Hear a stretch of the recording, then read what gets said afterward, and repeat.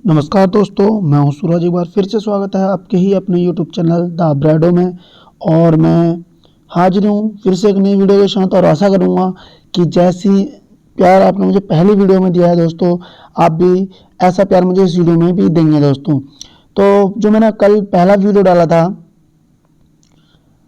हिंदी साहित्य की लेखन पद्धति, उसके बाद अब हम दूसरा वीडियो डालने वाले हैं कि हिंदी साहित्य का इतिहास और काल विभाजन और नामकरण। तो दोस्तों आज हम हिंदी साहित्य काल विभाजन और नामकरण पढ़ेंगे और साथ में नामकरण हम अभी फिलहाल देखेंगे आदिकाल का और काल विभाजन हम देखेंगे कुल पूरे हिंदी साहित्य के इतिहास का दोस्तों। तो मुख्यतः हम बात करते हैं जब काल विभाजन और नामकरण की, किसकी बात करते हैं दोस्तों हम, तो हम मुख्यतः किसकी बात कर रहे होते हैं, काल विभाजन और नामकरण की। तो हिंदी का मुख्यतः जो काल विभाजन हुआ है वो 4 रूपों में हुआ है दोस्तों। सबसे पहले हम जिसकी बात करेंगे तो उनमें एक है आदिकाल, दूसरा है पूर्व मध्यकाल, तीसरा है उत्तर मध्यकाल और चौथा है आधुनिक काल। हालांकि आधुनिक काल को गद्य काव्य के नाम से जाना जाता है, उत्तर मध्य काल को रीति काल के नाम से जाना जाता है, पूर्व मध्य काल को भक्ति काल के नाम से जाना जाता है, आदि काल को वीरगाथा काल के नाम से जाना जाता है। हालांकि ये जो विभाजन है, ये विभाजन मैं आपको बता देता हूँ शुक्ल जी का है। किसका है? शुक्ल जी का। अभी मुझे पता कैसे चला कि ये किसका है? शुक्ल जी का है। तो दोस्तों आदिकाल को शुक्ल जी ने वीरगाथा काल कहकर पुकारा था, वहीं पे पूर्व मध्य काल को उन्होंने भक्ति काल कह के और उत्तर मध्य काल को रीति काल और आधुनिक काल को उन्होंने गद्य काल कहा था दोस्तों। तो ये कुछ चीजें होती हैं जो हमें थोड़ा सा याद भी रखनी होती हैं, तो हम आज उन्हीं पे चर्चा करेंगे। और जिन्होंने या जो भी मेरी पहली बार मेरे चैनल पे आए हैं दोस्तों, आप मेरे चैनल को लाइक कर सकते हैं, मेरे चैनल को आप सब्सक्राइब करेंगे, मेरे वीडियो को लाइक करेंगे और कमेंट भी जरूर करेंगे दोस्तों। तो यकीनन अगर आपने पहली वीडियो नहीं देखी है तो आप पहली वीडियो देख सकते हैं, क्योंकि मैं यूजीसी नेट हिंदी साहित्य के लिए अब जो 10 की 10 यूनिट है उनकी कंटिन्यू वीडियो डालूंगा। तो यकीनन आप जब पहली वीडियो देखेंगे, उसके बाद दूसरी देखेंगे, उसके बाद तीसरी देखेंगे, तभी आपको ये वीडियो ज़्यादा अच्छे से समझ में आएगा दोस्तों। तो मैंने कल पहला वीडियो डाला था, तो पहला वीडियो देखिए, फिर आप उसका बाद ये जो सेकेंड वीडियो है ये देखिए दोस्तों। तो हम बात करते हैं किसकी, तो इसमें पॉइंट लिखा हुआ है नामकरण और लेखन की दोस्तों, कि जो हिंदी साहित्य में नामकरण हुआ, क्या हुआ, नामकरण हुआ और जो साहित्य का लेखन हुआ वो किस आधार पर हुआ दोस्तों। तो आज हम इसी पे चर्चा करेंगे।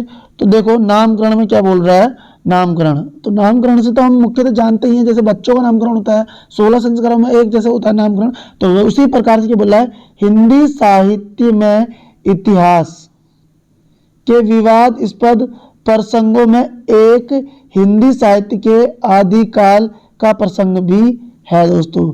मतलब क्या बोल रहा है कि जितने भी हिंदी साहित्य के इतिहास के विवादास्पद प्रसंगों में एक हिंदी साहित्य का आदिकाल का भी प्रसंग है। अब वो प्रसंग कैसा है, मतलब अब मैं तुम्हें बात करते हैं उसके बारे में। हिंदी साहित्य के इतिहास लेखन से पूर्व भक्तमाल, 84 वैष्णवन की वार्ता, 200 वैष्णवन की वार्ता आदि कवित्व संग्रह लिखे, जिसमें काल विभाजन और नामकरण की खोज की ओर कोई दृष्टि नहीं गई दोस्तों। तो मतलब जो पहले साहित्य इतिहास लेखन या जो भी पहले साहित्य इतिहास लिखे गए थे उसमें क्या हुआ था कि काल विभाजन और नामकरण की खोज की ओर दृष्टि गई नहीं। और बाद में फिर देखो कुछ ने तो इसे क्या बोल दिया, वीरगाथा काल, मतलब उसकी प्रवृत्ति के आधार पर कुछ ने इसे वीरगाथा बोल दिया, कुछ ने इसे आदिकाल बोल दिया, कुछ ने इसे बीजवपन काल बोल दिया, तो किन्होंने आरंभिक काल बोल दिया। तो उसी पर आज चर्चा करेंगे कि किन्होंने इसको क्या बोला दोस्तों। तो सबसे पहले बात करते हैं आदिकाल के सीमांकन की। सीमांकन मतलब कि किस व्यक्ति ने या किस लेखक ने, किस कवि ने आदिकाल का जो कार्यकाल था कहाँ से कहाँ माना। तो सबसे पहले देखो बात करते हैं किसकी आ रही है, बात आ रही है इतिहासकार की। किसकी बात आ रही है दोस्तों, इतिहासकार की। दूसरी बात आ रही है, मैं इसका थोड़ा सा साइज बढ़ा देता हूं, बस। दूसरे नंबर पर आ रहा है प्रारंभिक, कि प्रारंभ कब से हुआ। तीसरे नंबर पर है अंतिम सीमा। क्लियर बात आ रही है। तो सबसे पहले नाम आया है किसका, गिरियर्सन का। गिरियर्सन की बात करते हैं तो गिरियर्सन ने प्रारंभिक सीमा कितनी मानी 643 ईस्वी से, और अंतिम सीमा मानी है 1400। क्लियर बात आ रही दोस्तों। उसकी बात करते हैं मिस्र बंधु से। मिस्र बंधु ने 643 से ही आदिकाल का आरंभ माना था और 689 में इसकी समाप्ति मानी है। तो दोस्तों हम लोग जानते भी हैं कि गिरियर्सन और मिस्र बंधु, इन दोनों ने, कल ही मैंने आपको बताया था, इन दोनों ने हिंदी साहित्य इतिहास लेखन को किस पद्धति के द्वारा लिखा गया है दोस्तों। तो इनका जो साहित्य था वो काल क्रमानुसार पद्धति द्वारा लिखा गया है दोस्तों। गिरियर्सन और मिस्र बंधु दोनों ने ही काल अनुसार या काल अनुक्रम पद्धति द्वारा ही हिंदी साहित्य का लेखन किया था दोस्तों। तीसरे नंबर पे हम बात करते हैं किसकी, तीसरे नंबर पे हम बात कर रहे हैं राहुल सांकृत्यायन की। राहुल सांकृत्यायन ने देखो आदिकाल का प्रारंभ कब से माना है, 760 ईस्वी से माना था दोस्तों, और कब तक का माना है, 1300 ईस्वी तक माना है। चौथे नंबर पे हम बात करेंगे, पांचवें नंबर पे, 1 2 3 4, चौथे नंबर पे हम बात करेंगे किसकी, तो चौथे नंबर पे आ रही है बात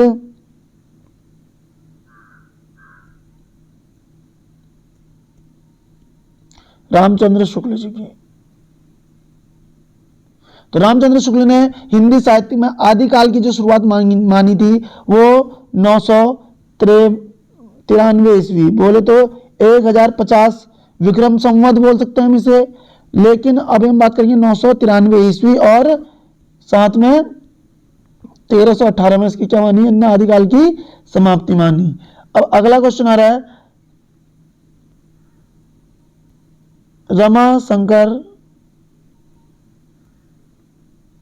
रमाशंकर शुक्ल रसाल। रमाशंकर शुक्ल रसाल ने देखो आदिकाल की शुरुआत मानी थी 1000 ईस्वी से, और आदिकाल का सीमांत माना 1343 ईस्वी दोस्तों। अब हम बात करते हैं किसकी, सबसे ज्यादा क्वेश्चन बनते हैं यहां से, तो क्वेश्चन कहां से बनेंगे, क्या बनेंगे, देखते हैं। आदिकाल का नामकरण दोस्तों, कि आदिकाल का जो नामकरण हुआ है किसने किया है और किस आधार पर किया था दोस्तों। तो सबसे पहले हम बात करेंगे, एक तरफ बात करेंगे इतिहासकार की, दूसरी तरफ बात करेंगे नामकरण की। तो कौन से इतिहासकार ने किस नाम से आदिकाल का नामकरण किया दोस्तों। तो सबसे पहले हम बात करेंगे हजारी प्रसाद द्विवेदी ने क्या बोला है, इसे आदिकाल बोला। तो मतलब कि जो आदिकाल था या वीर गाथा काल था, तो उसको सर्वप्रथम आदिकाल कहकर किसने पुकारा था दोस्तों। तो सबसे पहले कहा था किसने, हजारी प्रसाद द्विवेदी ने। दूसरा नंबर आ रहा है रामचंद्र शुक्ल ने क्या बोला था आदिकाल को, इन्होंने बोला है वीर गाथा काल, वीर गाथा काल कहकर पुकारा था दोस्तों। तीसरे नंबर पर बात आ रही है महावीर प्रसाद द्विवेदी की। तो महावीर प्रसाद द्विवेदी ने आदिकाल को बीज वपन काल कहकर पुकारा था दोस्तों। चौथे नंबर पर हम बात करेंगे राम कुमार वर्मा। तो राम कुमार वर्मा ने संधि एवं चारण काल कहकर पुकारा था। क्या कहा था राम कुमार वर्मा ने, संधि एवं चारण काल। राम कुमार वर्मा ने क्या कहा है, संधि काल एवं चारण काल। अगले हमारे राहुल सांकृत्यायन। राहुल सांकृत्यायन जी ने आदिकाल को सिद्ध एवं सामंत काल कहकर पुकारा था, सिद्ध सामंत काल कहकर पुकारा था दोस्तों।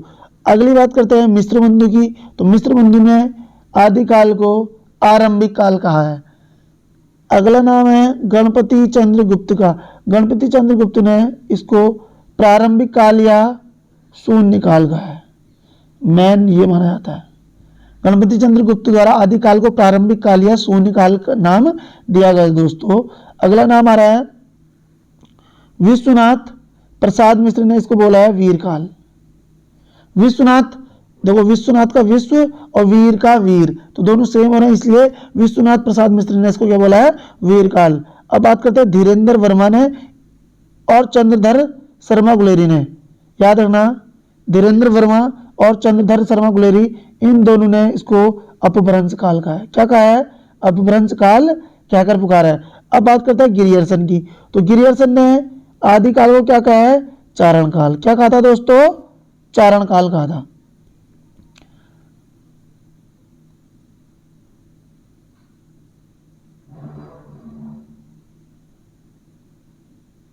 अब बात करते हैं पृथ्वी नाथ कमल कुल श्रेष्ठ की।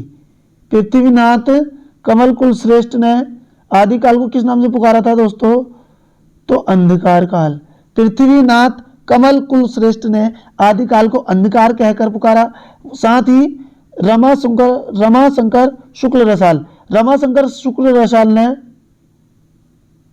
जय काव्य काल बोला था। राम और शंकर की क्या हो? जय हो। राम और शंकर की क्या हो? जय हो। अगला क्वेश्चन आ रहा है राम खिलावन पांडे। तो राम खिलावन पांडे ने आदिकाल को कहा था संक्रमण काल। क्या कहा था दोस्तों? आदिकाल को संक्रमण काल कहा था। साथ में ही मोहन अवस्थी ने आदिकाल को आधार काल कहकर पुकारा था। अब बात हम करेंगे शंभुनाथ की। तो शंभुनाथ ने प्राचीन काल कहकर पुकारा था आदिकाल का नाम।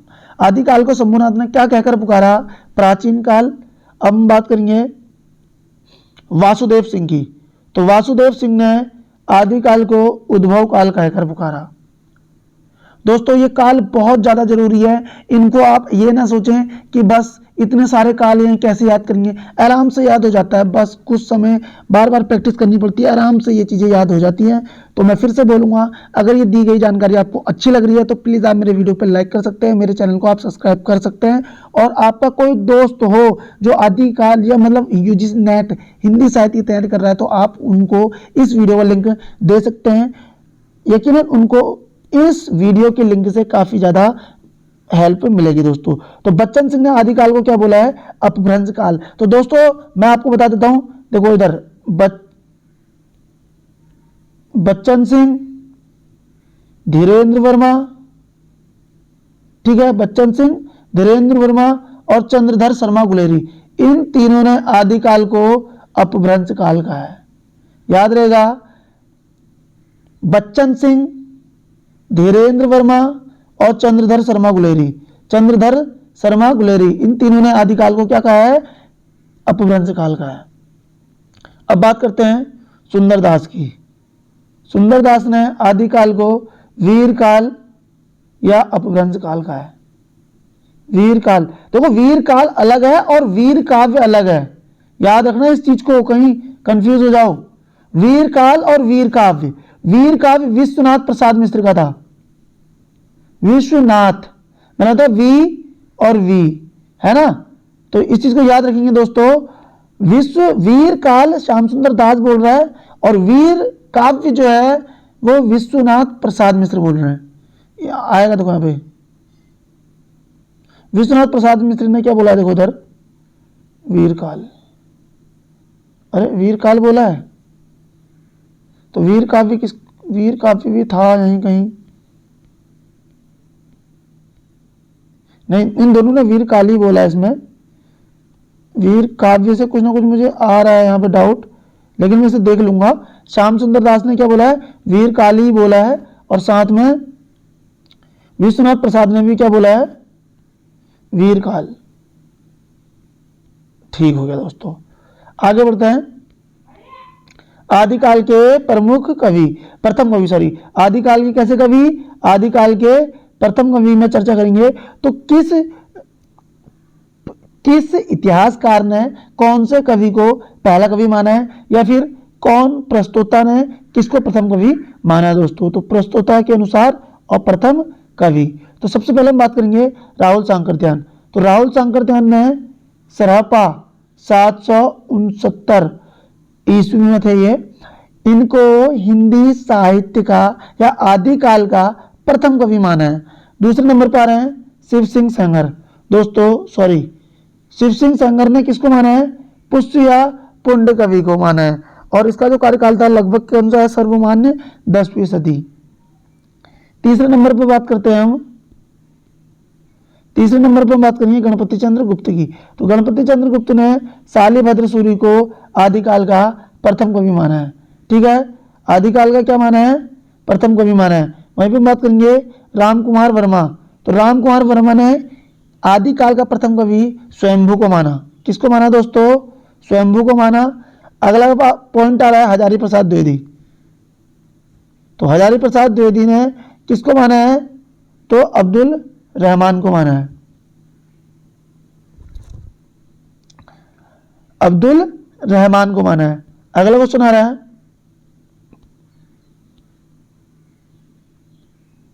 बच्चन सिंह। बच्चन सिंह ने विद्यापति को पहला कवि माना है आदिकाल का। यहीं पे बात करेंगे चंद्रधर शर्मा गुलेरी। चंद्रधर शर्मा गुलेरी ने राजा मुंज को 993 ईस्वी, और रामचंद्र शुक्ल ने किसको बोला है, राजा मुंज व भोज को। तो चंद्रधर शर्मा गुलेरी और रामचंद्र शुक्ल ने दोनों ने आदिकाल के प्रथम कवि किसको माना है, राजा मुंज और राजा भोज को माना है दोस्तों। अब बात करते हैं राहुल सांकृत्यायन क्या बोल रहे हैं। राहुल सांकृत्यायन द्वारा स्वीकृत सिद्ध कवि सरहप्पा 769 को हिंदी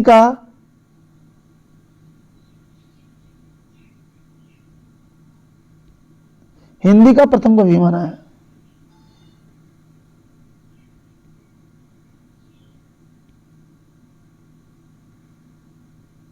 प्रथम कवि राहुल सांकृत्यायन, मतलब राहुल सांकृत्यायन ने सरहप्पा को पहला कवि बोला था आदिकाल का, और इसी कारण यह तथ्य इतना सही माना जाता है कि इन्हें हिंदी का प्रथम कवि तक माना जाता है। किसको, सरहप्पा को दोस्तों। तो चलते हैं आगे की ओर, हिंदी इतिहास लेखन के कार्य। तो सबसे पहले बोल रहा है इतिहास लेखन के लिए सबसे पहले हमें क्या करना चाहिए, सामग्री का संकलन करना चाहिए। दूसरा फिर उसका वर्गीकरण और विश्लेषण करना चाहिए। लास्ट में संस्करण करना चाहिए। मतलब सामग्री को पहले संकलन जोड़ देंगे, फिर इन पे चर्चा करेंगे और लास्ट में इन सब को जोड़कर एक जगह कर देंगे, तभी जाके क्या होगा, एक सफल साहित्य इतिहास माना जाएगा दोस्तों। अब बात करते हैं काल विभाजन और नामकरण की। किसकी बात करते हैं दोस्तों, काल विभाजन और नामकरण की।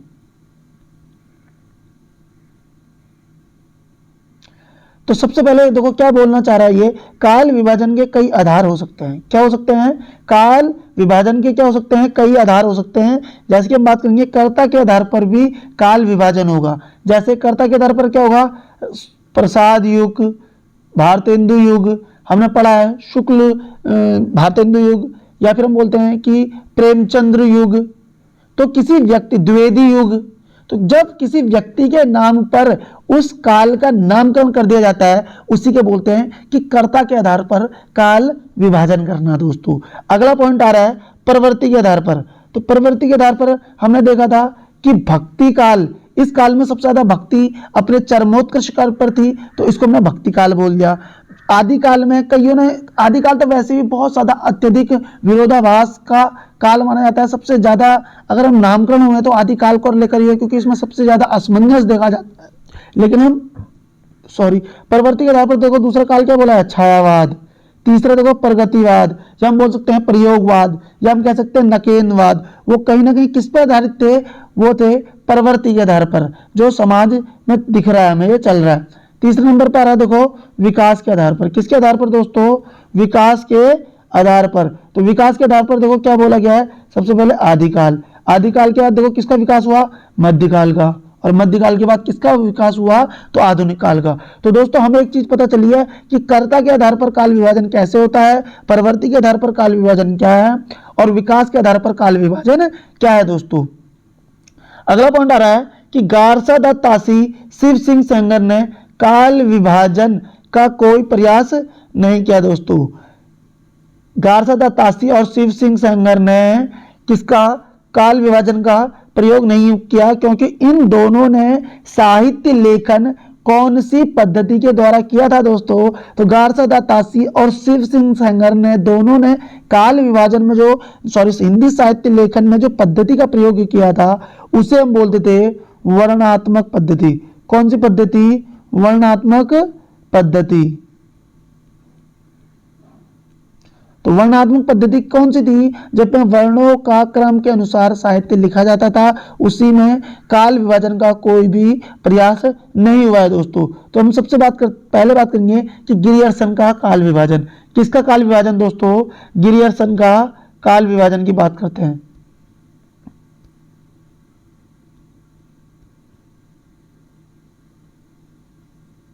तो गिरियर्सन ने अपनी पुस्तक कौन सी पुस्तक है, देखो इधर the modern vernacular literature of Hindustan, कहीं कहीं पे the modern vernacular literature of northern Hindustan भी लिखा होता है दोस्तों। इसको देखो ने कितने अध्याय में प्रकाशित किया था, तो 11 भागों में, मिटा देता हूं इसे मैं, 11 भाग या अध्याय में विभक्त किया था दोस्तों। गिरियर्सन ने अपनी पुस्तक को कितने भागों में विभाजित किया था? 11 भागों में। लेकिन जो इन्होंने काल विभाजन किया है 11 भागों में, उनको इन्होंने कोई नामकरण ठीक से नहीं किया था दोस्तों।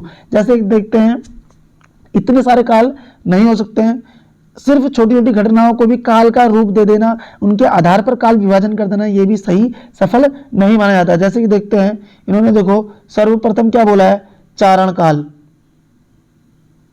आदिकाल का इन्होंने नाम क्या रखा था? गिरियर्सन ने चारण काल ही बोला था। अगर पीछे बताया तो अच्छी बात है, और नहीं बताया तो मैंने आपको यहाँ पे बता दिया है कि गिरियर्सन ने आदिकाल का क्या नाम रखा था? चारण काल।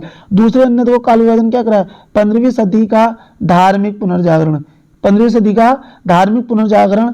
तीसरे नंबर में मलक मोहम्मद जायसी का प्रेम काव्य। चौथा नवल ब्रज का कृष्ण काव्य। फिर देखो छठे नंबर पे मुगल दरबार, 1 2 3 4 5। छठे नंबर पे है तुलसीदास। सातवें में रीति काव्य। आठवें पे तुलसीदास का प्रवृत्ति। और फिर है 18वीं शताब्दी। 11वें नंबर पे आ रहा है, 10वें नंबर पे कंपनी के शासन में हिंदुस्तान। और 11वें नंबर पर आ रहा है विक्टोरिया के शासन में हिंदुस्तान दोस्तों। ये उतना मैन नहीं है, सबसे ये ज्यादा मैन होते हैं दोस्तों। मिस्र बंधु का काल विभाजन, तो मिस्र बंधु का काल विभाजन देखते हैं सबसे पहले।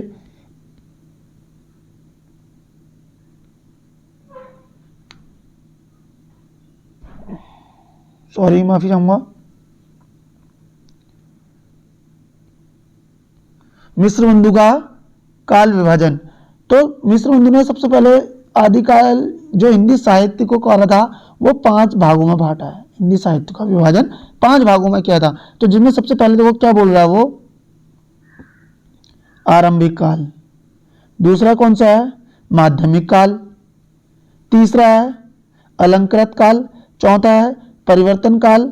और पांचवा है वर्तमान काल।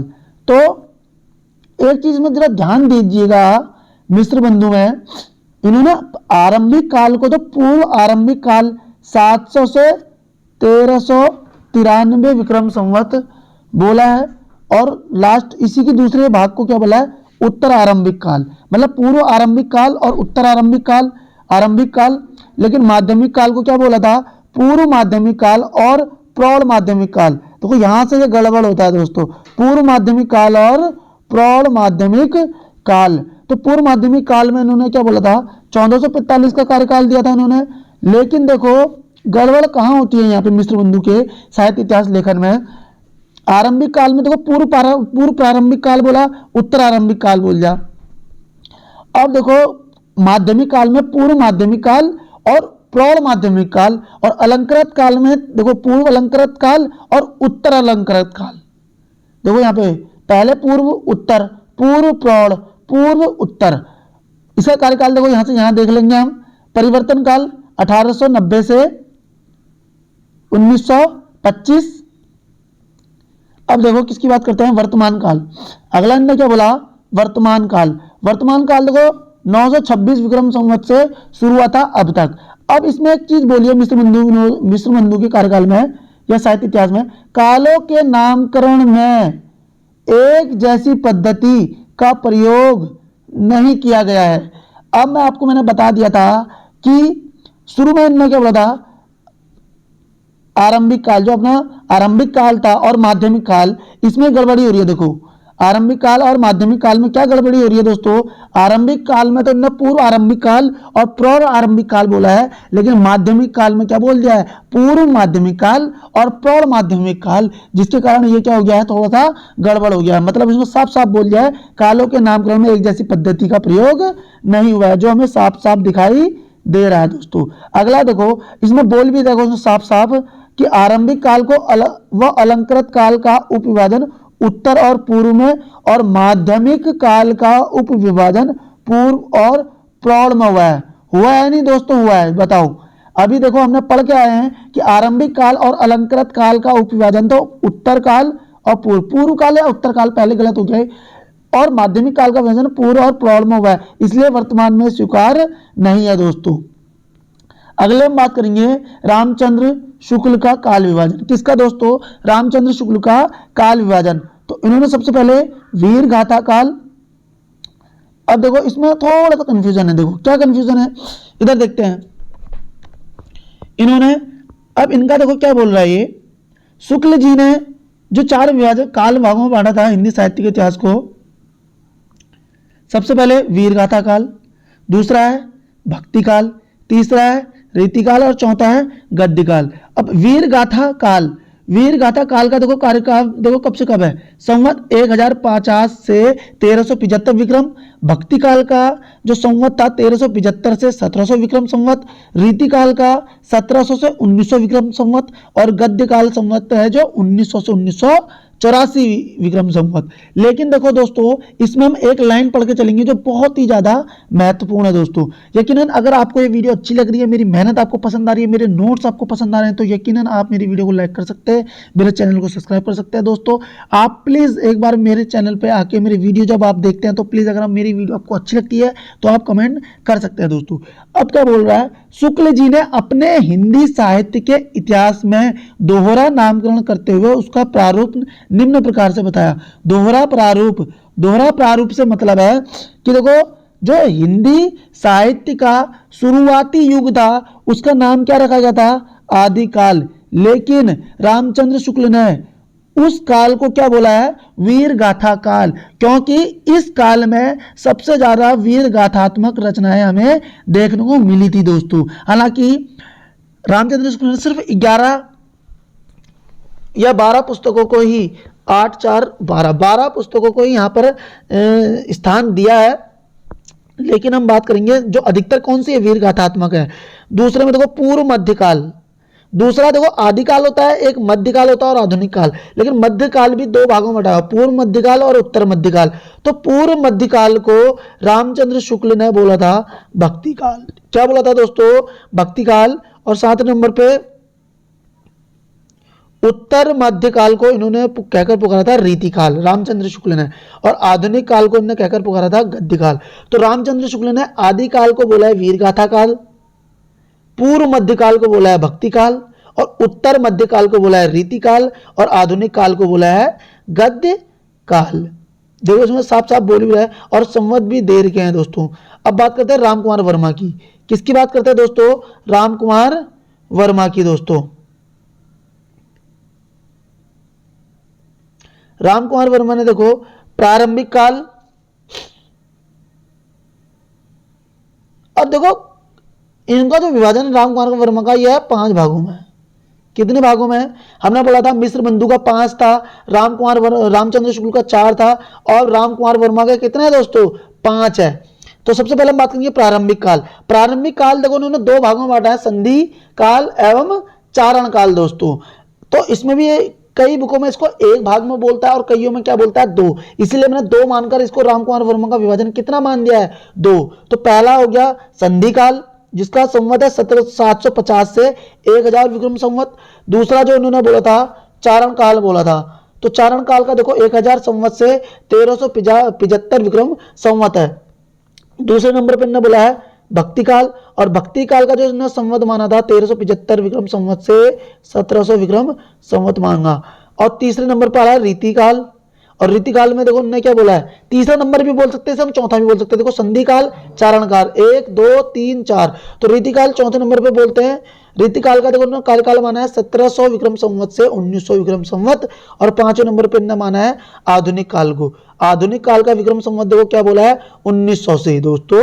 अब हम बात करें राम कुमार वर्मा को भी पढ़ लिया हमने, अब हम बात करेंगे किसकी, गणपति चंद्र गुप्त की दोस्तों। गणपति चंद्र गुप्त इन्होंने हिंदी का पहला कवि किसको माना था, शालिभद्र सूरी को माना था दोस्तों। किसको माना है, शालिभद्र सूरी को माना है। अब बात करेंगे हम, इन्होंने 1965 में अपनी पुस्तक कौन सी है, हिंदी साहित्य का वैज्ञानिक इतिहास। हिंदी साहित्य का वैज्ञानिक इतिहास पुस्तक किसकी है, तो हिंदी साहित्य का वैज्ञानिक इतिहास पुस्तक है, हिंदी साहित्य का वैज्ञानिक इतिहास पुस्तक है आपकी गणपति चंद्र गुप्त की।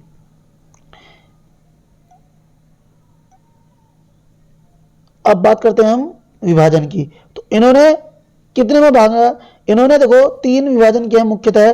पहला है प्रारंभिक, दूसरा है मध्यकाल, तीसरा है आधुनिक काल। लेकिन प्रारंभिक काल को इन्होंने सीमा बनाई है 1184 से 1350 की। साथ में मध्यकाल को इन्होंने 2 भागों में बांटा है, पूर्व मध्यकाल और उत्तर मध्यकाल। और पूर्व मध्यकाल का कार्यकाल इन्होंने बताया था 1350 से 1500 और उत्तर मध्यकाल का इन्होंने समय बताया 1500 से 1857। और गणपति चंद्र गुप्त वहीं पे आधुनिक काल का जो समय है 1857 से 1965 बोलते हैं। देखो 1857 से 1965 ये बहुत ज्यादा पूछा जाता है। 1965 क्यों? क्योंकि 1965 में इन्होंने क्या कर दिया था, ऊपर देखेंगे 1965 में इन्होंने अपनी पुस्तक का क्या कर दिया, विमोचन कर दिया। हिंदी साहित्य का वैज्ञानिक इतिहास का विभाजन किया था। जो इसमें चारों में जो ये विभाजन दिए थे, किस पुस्तक में दिए थे? हिंदी साहित्य का वैज्ञानिक इतिहास, जिसका प्रकाशन इन्होंने किया है 1965 में दोस्तों। अब बात करते हैं बच्चन सिंह की। तो बच्चन सिंह ने देखो अपभ्रंश काल, दूसरे नंबर पर है भक्ति काल,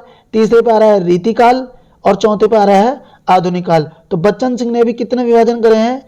4 विभाजन किए हैं दोस्तों। भक्ति काल का बच्चन सिंह ने कार्यकाल माना है। अच्छा, अपभ्रंश काल में देखो इधर अपभ्रंश काल भक्ति काल का 1400 से 1650, रीति काल का कार्यकाल इन्होंने बोला है 1650 से 1857 और आधुनिक काल का बोला है 1857। ये बहुत पूछा जाता है भाई कि बच्चन सिंह का आधुनिक काल कब से शुरू हो रहा है? बच्चन सिंह का आधुनिक काल कब से शुरू हो रहा है? बच्चन सिंह का आधुनिक काल शुरू हो रहा है 1857 से। याद रहेगा दोस्तों। आगे बढ़ते हैं। नगेंद्र का काल विभाजन। किसका दोस्तों? नगेंद्र का काल विभाजन। तो नगेंद्र का संपादित हिंदी साहित्य का इतिहास कब हुआ था? 1973 के अनुसार काल विभाजन। तो इन्होंने देखो कितने भागों में करा हुआ है? तो सबसे पहले देख लेते हैं। 4 भाग इन्होंने मुख्य बताए थे, जिसमें क्या है? आदिकाल, भक्ति काल, रीति काल और आधुनिक काल। और इनका जो कार्यकाल माना आदिकाल का 7वीं सदी के मध्य से 14वीं सदी के मध्य तक, और भक्ति काल का कार्यकाल बोला है 14वीं सदी के मध्य से 17वीं सदी के मध्य तक। और रीति काल का काल विभाजन ने क्या बोला था? 17वीं सदी के मध्य से 19वीं सदी के मध्य तक।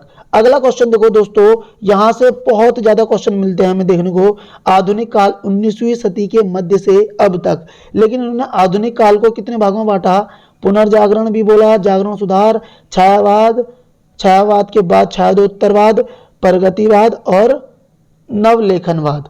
तो पुनर्जागरण काल को भारतेंदु युग जो आता है, शुरुआती जो 1857 से 1900 का जो युग था, इन्होंने भारतेंदु युग को नगेंद्र ने पुनर्जागरण काल कहकर पुकारा था दोस्तों। क्या कहकर पुकारा था? पुनर्जागरण काल। और वहीं पे द्विवेदी युग को इन्होंने कहकर बोला था जागरण सुधार काल दोस्तों। तो नगेंद्र ने भारतेंदु युग को पुनर्जागरण और द्विवेदी युग को जागरण सुधार युग बोला था, जो 1900 से 1918 तक का था। तीसरे नंबर पे इन्होंने बोला था छायावाद काल, जो 1918 से 1938 तक का था। चौथे नंबर पे इन्होंने बात करी है छायादोत्तर काल, जो 1936 के बाद हम बात करते हैं। किसकी बात करते हैं? तो प्रगतिशील जो लेखक संघ आता है, तो वहां से जो शुरुआत होती है वो उसे बोलते हैं छायादोत्तरवाद काल बोलते हैं। अब देखो अगली बात करते हैं, प्रगतिवाद आ गया। देखो इसमें देखो छायादोत्तरवाद में देखो कौ बोल रहा है, प्रगति और नवलेखन। तो प्रगतिवाद की शुरुआत कब से हुई है? 1938 से 1953। हालांकि प्रगतिशील जो लेखक संघ की स्थापना हुई थी वो 1936 में हुई है, ये मैं श्योर हूं। अगला देखो क्या बोल रहा है? नवलेखन। क्या बोल रहा है दोस्तों? नवलेखन काल 1953 से अब तक दोस्तों। अब बात करते हैं, देखो हमारा हो गया आज का वीडियो फाइनल। तो आशा करता हूँ ये वीडियो आपको अच्छी लगी होगी और दी गई जानकारी आपको अच्छी लगती है तो प्लीज़ मेरे वीडियो को आप लाइक करेंगे, मेरे चैनल को आप सब्सक्राइब करेंगे। थैंक यू दोस्तों। मिलते हैं आज ही दिन में, ये अभी सुबह डाल रहा हूँ, दिन में फिर एक वीडियो आएगी और शाम को या रात को एक और वीडियो। अब मैं रोज 3 वीडियो डालूंगा, सुबह 8 बजे, दिन में कम से कम 2 बजे और उसके बाद शाम को फिर से 8 बजे। तो दोस्तों ये 3 वीडियो का मेरा टाइमिंग रहेगा 8, 2 और 8 के बीच। और यकीनन अगर आप तैयारी कर रहे हैं 2023 के लिए यूजीसी नेट के लिए, तो मैं आपको बोल सकता हूं कि ये चैनल आपके लिए बहुत ही ज़्यादा महत्वपूर्ण साबित हो सकता है। ये आपकी तैयारी को एक अच्छी ऊंचाइयों तक लेके जाएगा दोस्तों। तो मिलते हैं नेक्स्ट वीडियो में, तब तक थैंक यू, बाय बाय। मिलते हैं नेक्स्ट वीडियो में।